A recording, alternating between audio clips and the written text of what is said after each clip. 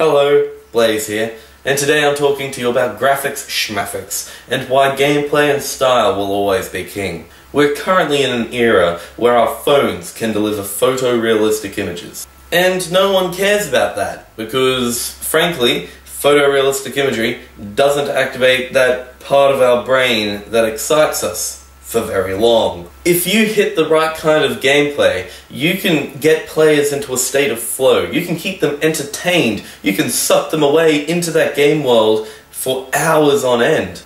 A game like Tetris will slowly get harder and harder and harder, and the player will get better and better and better. A game like Tetris has survived the test of time because of its gameplay. It started out as a bunch of blocks falling on a screen, 2D, a fairly boring background. No one cares because it's the gameplay that counts. It's the gameplay that keeps people entertained. That said, you couldn't just have a grey bunch of blocks falling down in a grey world. They did add style, they added certain design elements. Red is a certain type of block, blue is another certain type of block. And I think they even gave the blocks a bit of shading so that it didn't feel 2D, it felt a little bit 3D, and that gave a bit more intensity to the game. Angry Birds is not a particularly graphically inclined game, but it's polished and stylized.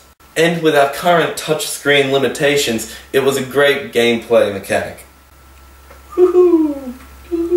And don't get me started on Minecraft. In short, gameplay can keep a player entertained for as long as the gameplay remains entertaining, which can be forever. That said, promotional videos and images for it might fall short if the graphics or style are terrible, but if the style keeps up, then your game can last, I don't know, 8 years or longer. World of Warcraft. There are already things that give us visual stimulation, and those are called movies.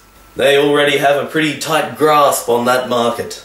And they know the score, because they'll charge you, $10 to get into a theatre, which you already know is paying for the chairs and comfy padding and everything. And then they only give you about 2.5 hours of content.